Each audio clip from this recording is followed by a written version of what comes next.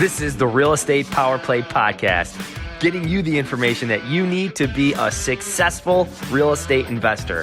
Hosted by Mark Monroe, Ronnie Walker, Gabe Rodarte, and me, Marty Grizzanti. Combined, we've done thousands of real estate transactions. So get ready for real stories and true case studies on finding deals, growing portfolios, and making money. Welcome to the show.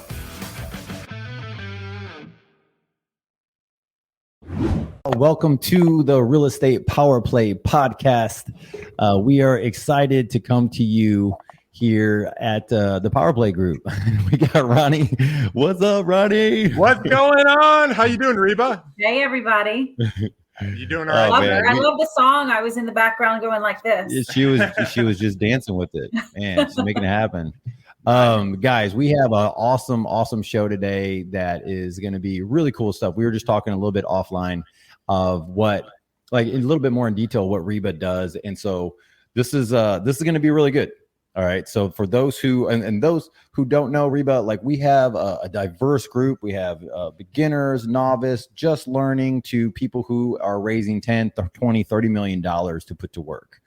Okay, so for some of their real estate.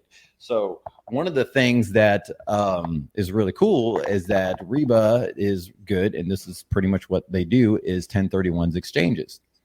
So has anyone ever listened to the Rich Dad, Poor Dad, or read the book, or Cash Flow Quadrant? You know the idea is buy 4 greenhouses and trade it for one big red apartment complex or hotel or something like that. So we're going to learn how all that stuff works today. It's going to be really interesting. Before that happens, Ronnie, how have you been, dude? What's been happening? Dude, things are going fantastic. So, Reba, thank you so much for coming on the show. We've, that I'm excited. I actually got 2 conversations in the last 2 weeks, actually, specifically on larger, people that are doing deals. Specifically, one of them was selling a laundromat, and he was like, "Hey, what do you know about 1031 exchanges?" And no joke, I went over to my Rich Dad education manual. I opened it. I said, "This is what I know." And so I am excited to be able to just have this conversation, just to kind of increase my knowledge. I've not done a 1031, but now as I'm taking my single family assets and some of the things I have, and going from wholesaling and flipping and looking at some of these larger deals, right? And what that looks like, and starting interacting with these bigger players.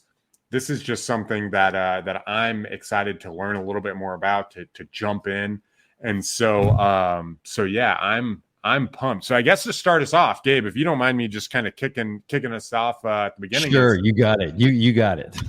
Reba, I'm going to put you in the hot seat. All right. So I hope you're ready. Tell me, how did you get started and involved, and what's kind of the origin to this being your niche and your specialty? Well, for me, just about everything that happens in my career has happened in my career. As long as I've been working, has kind of been, it's like fallen in my lap type of thing.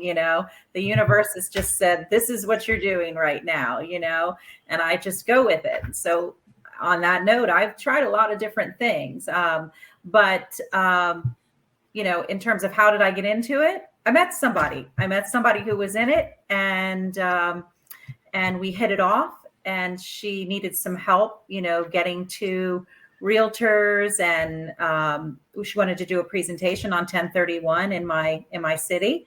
And I know a lot of people. Everybody says I know everybody, but I don't really know everybody, but I know a lot of people. And so I helped her with this event for 1031 for realtors. And I learned a lot about it while I was helping her put this together. And she had a very successful event here in our town for realtors. And through that process, she was like, "I'd really like you to come work for me." So I did not have a background in real estate necessarily, or even title, which a lot of people in 1031 kind of migrate from title a lot of times, or they're attorneys. A lot of times they're attorneys that get involved with 1031. But I just found what she was doing to be fascinating. And I wasn't fascinated with what I was doing at the time by any stretch. And I thought it would be a really good fit for me. And it has been a great fit. That's awesome. That's really cool. It's funny how things just kind of fall into place. You know what I'm saying? You jump in, you start learning, and you realize that this is an opportunity to kind of help a lot of people with a lot of questions that they have along the way. It really fits me because I'm sort of it's funny. I've been in sales for all of my adult life, and my mother, God rest her soul, I remember one time a very significant role that I had as an employee benefits consultant. The company, went through a lot of changes and had to fold basically for all intents and purposes. And my mom was so upset, what are you going to do? What are you going to do now? And I said, I'm going to keep doing the same thing I've been doing. I'm going to keep selling. And, she's like, but why are you selling? You're not a seller, you're a teller. And there is a difference, between selling and telling. I do like to take a consultative approach, sort of an educational approach, really dot the I's, cross the T's, make sure people really understand what they're doing and be that resource for them. And that's why they trust me. And that's why I've been successful in sales my whole life. So I'm a teller, not a seller, but it works for me. If I'm passionate about it and I feel like it's something that people need, I want to be the one to help them understand it and make good decisions and good choices. This is awesome. This is I like it because this helps those people who are just getting involved, Reba, who thinks that they need to be the top salesman, or who has the wholesaling company, or who has a flipping company, who thinks that they need to be. And so we're going to extrapolate other things from this conversation. What I'm getting right now is that you could have a great career in some form of the real estate industry without having to be the top salesperson of your whole group, meaning you're the person who's out there hustling and grinding, door knocking, doing those things. There's a niche for everybody in this space. That's what we love so much about it, that it's so broad and it's so wide. And it's just cool to hear the whole story of like what you're talking about. So let's jump into this thing. So what is 1031 exchange? How do we use it? What is the nuances? It sounds like this is gonna be fun because you're a great educator also. So let's jump into it. So get us started. Yeah. So first and foremost, this is a 1031 exchange is an IRS code, right? It's nothing magical or super exciting, except for that it does big things for investors, right? I mean, it's an IRS code. And basically it allows an investor to take an investment property and sell that investment property and defer the capital gains when they sell. And that can be huge. Those can be big numbers, whether, it's residential or whether it's commercial. You could be talking about significant dollars. And, there are some very specific timelines that you have to follow and so forth. But if you know the rules, then it's not difficult. But you have to know the rules. And that's where I come in. My job as a business development manager here on the Palm Beaches and Treasure Coast is to get out and to educate realtors, even some CPAs. You would be surprised that they know about 1031 exchanges, but they don't really know all the rules. They don't always actually advise their clients exactly right, unfortunately. And I'm not a CPA and I'm not an attorney. I'm not allowed to give financial advice. I'm not allowed to give tax advice. I'm not allowed to give legal advice. Having said that, I know 1031 and I can tell you the rules. So, it's an IRS code. It allows you to defer, capital gains when you're selling investment properties and buying investment properties. Capital gains, people don't understand, are not really just one tax, right? You've got your federal capital gain. You've got your sometimes a state tax as well. Florida does not have a state tax, but for example, South Carolina does. And then you've got the Medicare tax, which is 3.8%. So you're talking about the federal at 15 to 25%, depending on your tax bracket. You're talking about another maybe 3 to 5% in state. You're talking 3.8% Medicare. And then there's the whole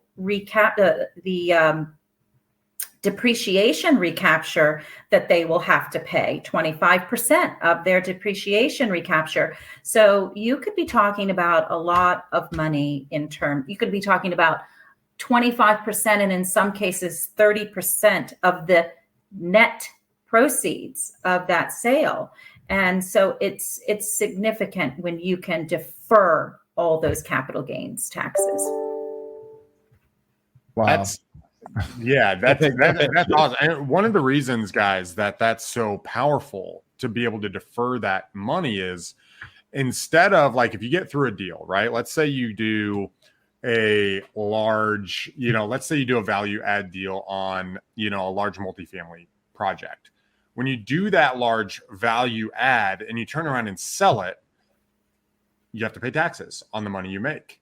But you can, instead of, putting that rocket fuel into Uncle Sam's bank account, you can take that rocket fuel and you could throw it into your next deal rather than having to filter off whatever those profits are.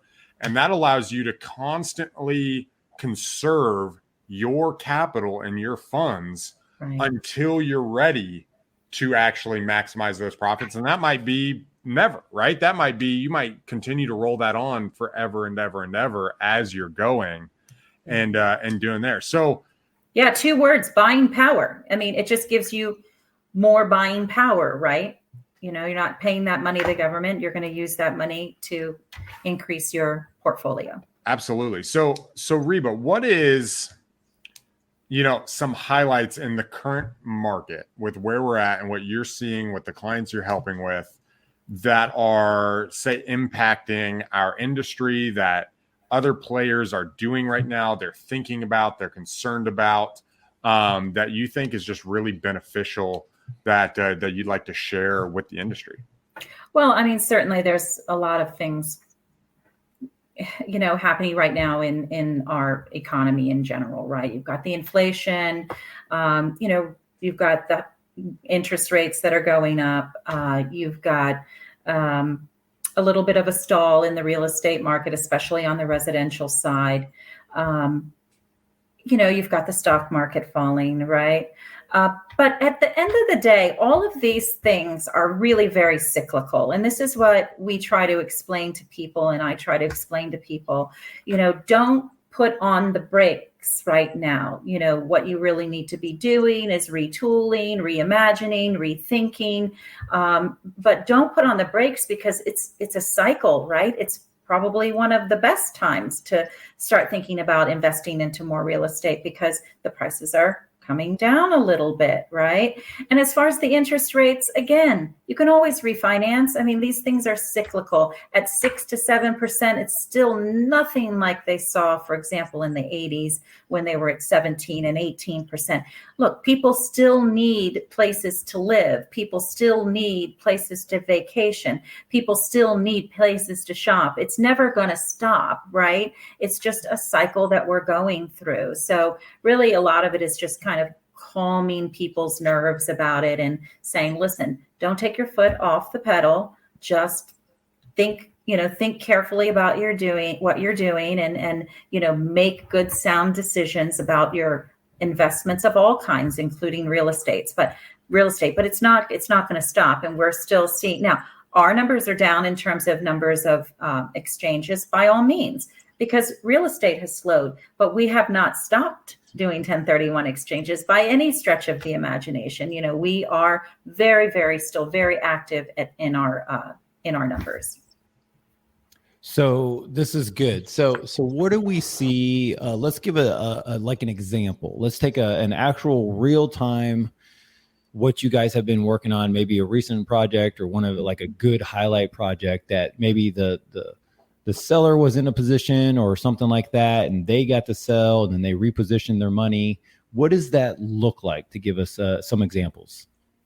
Yeah. So, in terms of, I've got a residential example. I mean, okay. Look, everything is changing really quickly right now. I have a residential seller who was selling two single family homes in the Jupiter area. And she wanted to buy, a larger property in a neighboring county. And, she's on her second buyer for these two properties, and the deal on the property, her replacement property, just fell through as well today. So she's, but she's got a backup. She's got a backup replacement property. You just have to keep moving. I mean, this is with anything. If you're an investor and you want to get into investing, you can't be phased, right? You just have to keep moving forward. Just keep moving forward. I've got another client who's selling selling a mobile home park, for $5.5 million. I mean, this is a property that was bought, I don't know, 20 years ago for like $300,000, and she's netting $5.5 million. She's going to take some of those proceeds and do an exchange into properties, another mobile home park, and then another single family rental property. And then she's going to take the rest of it and she's going to put it in a DST. Are you familiar with DSTs? Not at all. What's a DST? Okay. So a lot of your audience is probably primarily focused on real property or real estate, with physical address. But in terms of 1031, what the rules are is that you have to do an exchange. You have to sell a property and you have to buy a property. And that property has to be like kind, right? But like kind is broad. Like kind could mean you're selling a condo, buying a single family home. You're selling a single family home and buying a fourplex, shopping center for raw land, whatever it is. But there's one other thing that you can do if you don't want to be a landlord anymore. You can invest in a DST, and they are allowable for 1031 exchange. And a DST stands for Delaware Statutory Trust. It is a fractional ownership of commercial real estate. Okay, it's a real property with a real address. Think, Amazon warehouse, mobile home park, senior living facility, something like that. But you're buying fractional ownership with a real address. It's not like a REIT. Okay, it's very different. But it is an investment vehicle, and you're going to be receiving rents and you're going to receive equity when they sell that property. So they do qualify for the 1031 exchange. So real property or DST, and you can do a 1031 exchange. That is cool. So how would we create a DST, and what would be the reason of us having a DST? Well, that's a good question. I would probably put you in contact with one of my contacts, who's one of the largest DST companies in the country, and they set these things up. There's a major vetting process that happens with them. Okay. In terms of the financials and so forth, and the intention of the property and all of that. But there are companies out there that set them up. The one I'm speaking of is a company called Inland, INLAND, Inland, and they vet and set up these DSTs, which people can then buy into. Cool. Okay. So what are, back to the 1031 exchanges, a lot of people, when I talk to them, they start spouting off, just these different thoughts, right? They're like, well, I think it's this. I think it's this. I think it's this. What are some common misconceptions when people come to you that are either restrictions or, things that they think is the way it works, but it actually works differently or is either better or worse? What are some of those common myths that people are coming to you with when they're either nervous, they're trying to figure out how to do this on the right proper timeline? Mm-hmm. What does that look like? What are some of those challenges and things that you see when people come to you? That's a great question. One of the biggest misconceptions out there is that someone can do a 1031 exchange on their own, and they can't. You cannot just do your own 1031 exchange, right? It's an IRS code. There's requirements, paperwork that's required, because really the biggest issue is if you get audited. Like if you get audited, you need to show that you've done this 1031 exchange properly, okay? And you can't do it on your own. You can't some people think that they can just sell their property and put that money into an account, and then when they're ready, they can buy the next property and call it a 1031 exchange. That's not how it works. So how it really works is, and this is another huge issue, the 1031 exchange needs to be set up before they close on their relinquished property, the property they hold. Okay. Oh, okay. So I get calls at least twice a week where someone says, okay, I just closed on my investment property and I want to do a 1031 exchange. You can't do it. You're done. Next plan, because that's not going to work. Now they're going to have to pay the capital gains. So the 1031 exchange has to be set up before they close on their relinquished property. All right. And that is usually done through what's called a qualified intermediary, which is us. Now, some attorneys are qualified intermediaries, but not all attorneys. So you can't just go to an attorney and set this up either. You can't go to your CPA and set this up. This has to be done with a qualified intermediary. That's what we are. We hold the funds, facilitate the transaction, provide all the paperwork so that if you're ever audited, you have the proper paperwork to show that you did it right. Okay, so that's another misconception. So you can't do it yourself, and you have to do it before you close. All right, and then the timeline always confuses people, which I get it. All right, it's based on a calendar year, a calendar the calendar. No holidays and weekends are included. So you close on your relinquished property. That's day 0. Day 1 is the day after you close, and the clock starts. You have 45 days to find your replacement properties and identify them in writing. And then you have 180 days from day 0 to close on your replacement property or properties. So the timeline sometimes messes people up. There are no extensions. There are, it's 45 days and 180 days. So that's sometimes super unclear. How often does that? Sorry to cut you off, Gabe. How often does someone identify the property on the last day? Does that happen, or is it usually done beforehand? I can imagine people kind of freaking out, right? I'm going to have this big taxable event all the way up. What do you see there? Mostly people have a really good idea of what they're going to buy as a replacement pretty quickly after they sell, because they've already started thinking about this. Okay, I'm going to sell this property. What am I going to buy next? I need to get out there looking, so they usually know. But it does happen. It does happen then, and they have to identify, and they can identify at day 44 if they want. They can identify a DST at day 40. They can say, okay, I can't find any properties. I don't want to be a landlord after all. Then they can do a DST and still have, a tax deferred exchange. So it does happen that it's done last minute, and that's completely allowable as long as you follow the timeline. Some of the other things that come up in terms of problems are, the entity in which people own properties, right? If you own the relinquished property, the property you own as an individual or as an LLC or as a trust, you have to purchase the replacement property in the same entity, okay? Now, there are favorable exceptions. If you have a single member LLC, then that's disregarded for tax purposes, and you can either buy it as the single member LLC or as the individual, okay? Same thing with grantors in a trust. You can either buy, as the trust or as the grantor. So sometimes that throws people off. For example, let me give you an example. I get this call pretty frequently. Hey, Reba, I own this property individually as an individual taxpayer because I bought it before I got married, But now when I sell the property, my wife wants to be on the replacement property. Not possible. If he bought it as an individual taxpayer, he has to purchase the replacement as an individual taxpayer.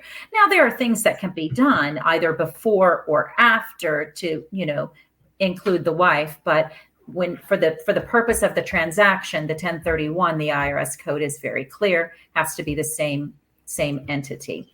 Another thing that really, really confuses people, guys, and this is pretty big too.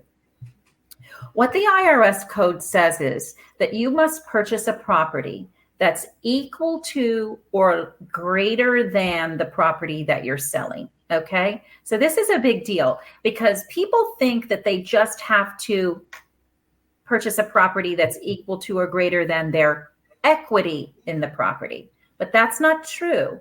It's the value and the equity. Okay. So as an example, yeah, exactly. This is pushing forward the gross proceeds of the sale.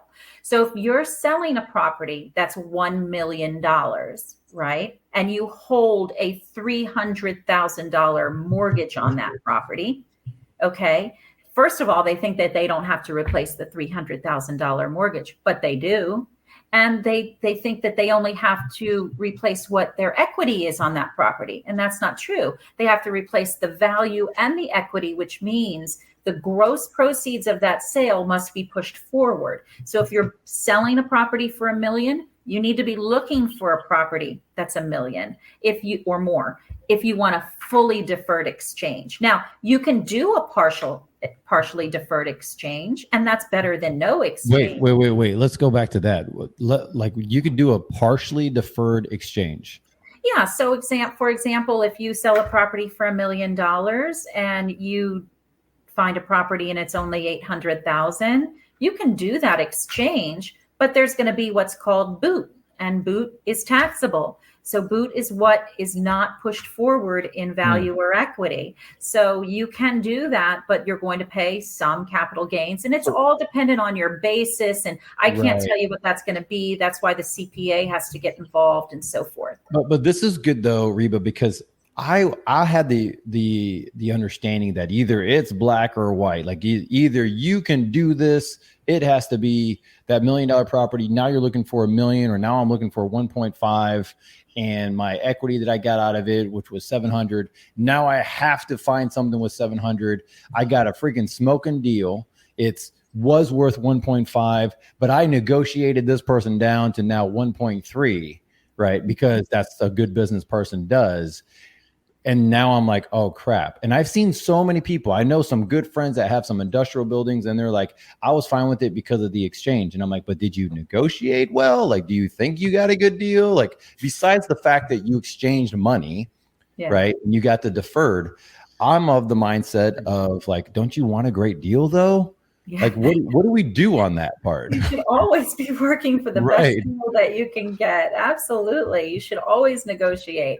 But just know, if it's in terms of being fully deferred, if you don't push all gross proceeds forward, there's going to be a partially taxable event there. But you should always be negotiating the best. Okay, this is good. This is good for me to know, because I thought it was an all or nothing type of mentality where if you can't do it, then you're screwed. You got to cancel the deal. I just negotiated another $10,000 for the roof that needed to be repaired, and now I'm out.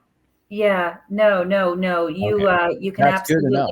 The other thing that you need to understand too, investors need to understand, is sometimes they'll say to me, well, prior to selling, I needed to, do some improvements. Let's take a big improvement. Okay, prior to selling, I had to put on a roof. Can I get that money back at closing? No, you can't. That's boot. You will pay capital gains on that. What you need to do is increase your price that you're selling the property for to cover that, because you can't get any money back at closing. Except for you can get money back at closing if you're putting a deposit down on your replacement. You can get those funds back. Okay. But you can't any money you take back at closing, or any equity or value that you don't replace, is taxable. But you can do a partial. You can sell the property for $1 million and only buy a property that's $800,000. And depending on your basis, maybe you won't owe much at all, because there are two things that you don't have to push forward, and that's the commissions and the closing costs that are on the HUD. So for $1 million property, what's that going to be? I don't know, $80,000, $100,000. So technically they only have to find a property that's $900,000 or so. So on these assets that people are bringing to you and that you're kind of facilitating this, at what point do you see is the most common, right? Like, what is your avatar, let's say, of your client that you're working for, someone's out there, they're thinking about like, okay, 1031, this is what it should look like. Do you have a certain, like, what's that avatar look like, I guess? What is your most common exchange? Is it, big, 9-10 figure deals? Is it smaller deals? Is it like, what's that common exchange that you're seeing right now in the marketplace? Well, we're huge. I mean, First American Exchange is national. We have 800 offices across the country. We are doing, huge $200 million exchanges. We're doing, $150,000, $300,000 condos all the time. So I think that in our business, about 60% is residential. I think that's the number. And you're looking at homes from, on average from 200 to maybe 200,000 to $1 million homes or residential or condos. And then again, all the way up to 200 million, we have, we do very, very large commercial real estate exchanges. And we have a whole slew of attorneys that work for us. We have a reverse exchange department. I don't want to get too into that, but right. The commercial investors out there, are you familiar at all with the reverse exchange? Let's go into it. What is it? Yeah, I'm just going to give you the basics. So Yeah. This is important for the investors out there that are doing commercial deals, right? Sometimes what happens is the commercial investor will want to sell their warehouse or their shopping center or their apartment complex, and they know that they want to buy another property. I had a client this happened to. So he wanted to sell some commercial real estate, but he needed to get that property ready. And so it wasn't going to be able to go on the market right away. But in the meantime, he found this great White Castle that he wanted to buy. He wanted to buy that. You all know what White Castle is. Yeah. All right. So he wanted to buy this White Castle, and he didn't want this deal to get away from him. And the only way he could do the deal was to do what's called a reverse exchange. And that's where you buy your replacement property before you buy your relinquished property. So it's more expensive, considerably more expensive, because what has to happen is First American Exchange creates an LLC. It's called an EAT, an Exchange Accommodators title. And they use the investor's money to purchase the replacement property and put it in the LLC. So he never comes in contact with it, but he controls it. He can collect the rents and do the improvements and all of that. So he controls it, or she, and then the investor puts their relinquished property on the market, and they have the same timeline to follow, right? To close on that relinquished property. And then once that's done, then we transfer the property in the LLC back to the investor. So the investor can now do this reverse exchange. It's more expensive, but it allows them to do. What's the part that's more expensive? So the part that's more expensive is that basically we have to take title. First American Exchange has to take title to that property. So there's a lot of paperwork and so on and so forth, transferring it forward and backward. So just as an idea, and we should talk about costs. I mean, doing a 1031 exchange isn't necessarily expensive as a forward. If you're just doing a standard forward exchange, it's $1,500 to do an exchange, right? So it's that includes the relinquished property closing, the replacement property closing, us holding the funds, us providing all the paperwork and expertise. So it's $1,500. Yeah, for it's not a lot. $3 million. Properties $3 million to 10, it's $2,500. Over $10 million, we give you a quote. Whereas a reverse exchange is going to start at $12,000. Again, more expensive. These are usually done on commercial deals. They don't bat an eye because they want that property. Well, that's the thing that I'm thinking about. We have a couple parks, and one of the parks, as you're talking, I'm thinking that we're probably looks like we're going to put it on the market at the end of this year. We're just going to try to sell it or we are going to sell it. We're getting it all souped up, getting ready to go. And I'm thinking in my mind going, now, I don't know if you have this answer or not, but there's a partnership on that. And let's say both partners walk away with $300,000 each. Uh-huh. Can one person do a 1031, the other person doesn't? Is that how that works? Yes. Or okay. The short answer is yes. Okay, The cool. short answer is No, I'm yes. pretty sure there's some minutia and some other stuff. I just didn't There know is. if it was even possible. It is possible. And definitely we can talk about that and we can make that happen for you. It's definitely That's super possible. cool. So yes, one partner can do an exchange and the other partner can take their money, pay the taxes, and go on their way. Wow. Okay, cool. That's really interesting. Yeah. So then there's reverse exchanges. There's improvement exchanges. If someone buys a piece of raw land and they want to build on it, again, more expensive, but it can be done. Basically, in a nutshell, First American Exchange is going to pay the contractors, right? Got it. They have control of the property, but it's also, again, in this LLC, in this EAT. And we have to pay the contractors and so forth, but they can be done. Wow. What's really cool about, this, even though there's sometimes, it feels like these guidelines are really strict, right? And okay, what does this process look like? I got to make sure I get these timelines.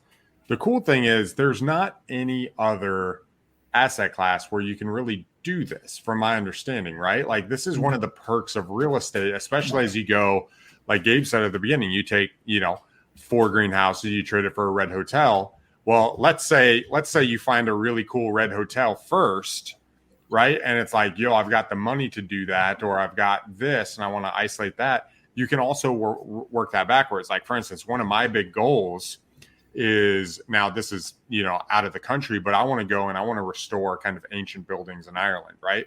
Oh, and neat. so I'm in the process of looking and seeing these manor houses and these castles. Right now, I have the property sent to us regularly that we're taking a look at. And so what it allows you to do, and I'm not sure the international law, that's not what I'm getting into, but what it allows you to do is it allows you to isolate, okay, where am I going? And what does my roadmap to building wealth look like?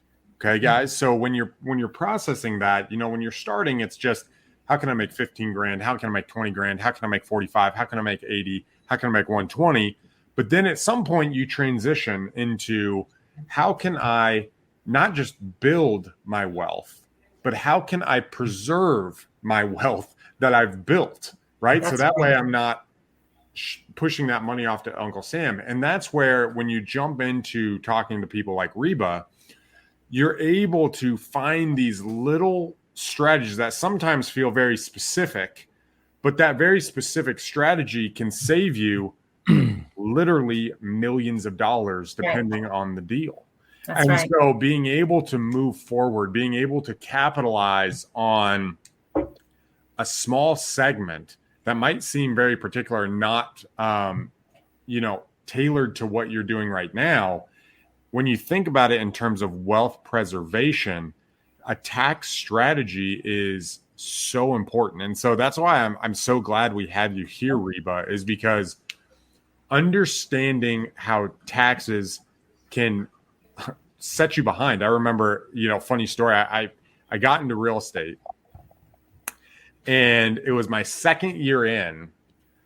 I got my tax bill, and I had been paying off on the side, not even quarterly. I had just been paying it, hoping it would cover it. Right. And then I get a call, and it's like, hey, you owe X. And I had this pit, right? Where it's like, I got so upset. I had this before the iPhone. I had this old, it was called an HTC Hero. And it was the most money ever. I got off the phone, and I put my head, and I just had this outburst. I threw the phone and it shattered across the wall. My wife comes and she's like, "What's wrong?" I was like, I don't even want to talk about it. I don't know how to deal with this. Well, that is amplified when you start talking about. There's been a lot of phones shattered, I guess. Right? No, that's the only one, I promise. But I just wasn't prepared for it. Yeah. And talk about a moment you mentioned earlier, people calling you after they've sold the property. Guys, if you're not prepared for this first, you guys might have heard drips of this, right? Like 1031, I can do a 1031, I can do a 1031. But if you don't understand some of the nuances, you can't prepare for it for when you actually do find yourself in a partnership with somebody like Gabe or myself in a deal. we're getting ready to do it. If we don't know, we need to identify it before we close. We might be thinking, this $1 million check we just got, we can turn around and we can, tax defer it. Ooh, I missed a nuance and now I got to pay taxes. Well, guess what? Now we got another HTC hero moment with an iPhone 10, right? Investors really need to know about the 1031 exchange, even if they never plan to do one. I mean, not knowing is crucial. I mean, it can be disastrous. Right. And it can be just in a situation, Reba, where it's like, you might only do a couple of these in your life. And so just being aware of it, some people might do multiple, but even if you just do a couple, if you miss one, guys, like think of the implication of that, right? The implication can be huge. So, Reba, thank you so much for just diving in. I wanted to unpack that, right? Because I think just kind of give context to this idea of why is this so important? Why do we hear it? Why do we hear whispers of it in the background? Yeah. And other people are like, I'm doing this right now and focused on it. It's important to know beforehand because it's for all investors. It's for all investors. There's this myth that it's for the rich people. No, it's not for the rich people. It's for everybody. It's a tax code that's available to everyone. It's not a loophole. It's a tax code. Big difference. No one's doing anything sneaky by doing the 1031 exchange. They're doing something very smart that's allowable by the IRS, right? Absolutely. So awesome. Well, I'm so glad that you came on and we could kind of bring this. If you could leave the audience, as we're kind of coming to the end of the show, if you could leave the audience with like one major nugget, what would you want to share with them? I would share, if you're an investor in real estate property, to really press your tax preparer or your CPA, about the numbers, the real numbers about your investment. Know what your basis is on that. Understand about improvements, and educate yourself on the 1031 exchange. It's going to be a great tool for you if you want to continue investing in real estate, for the foreseeable future. But really, really know your numbers. Talk to your CPA and your tax preparer and understand the property that you have, your basis, and all of that. Awesome. Gabe, you want to anything else you want to share, man? Man, this is so good, guys. This is stuff for you to look into. I put on the screen, for those who don't know, you go to firstexchange.com, firstexchange.com. That's on the screen. And then Reba, if you want to just say your number, I got on the screen, how to get a hold of you. Yeah, 407-902-4945. My email is super simple. It's just my first initial and last name, rlarney@firstam.com. So I'd love to talk to anyone watching that has any questions. And you guys, if you ever have any questions, reach out. Oh, we got questions. All right. So guys, thank you so much for chirping in and listening to what we are doing here with the Real Estate Power Play. We hope this has helped me answer pretty much all my questions that I've ever had for 1031. So this has been so good. Ronnie, thanks a lot for being here and joining me on this awesome show. We'll see you guys next time. Join us at YouTube, so Real Estate Power Play. You also like us, share us with other people. If you have questions that you would like us to ask the people that we have come on, then let us know. We'll be happy to answer those or even connect you two together. So that's it, guys. We'll see you next time. Peace. This has been another episode of Real Estate Power Play, guiding real estate entrepreneurs to a brighter future. If you liked what you heard, consider subscribing wherever you listen to your podcast or follow us on YouTube at Real Estate Power Play.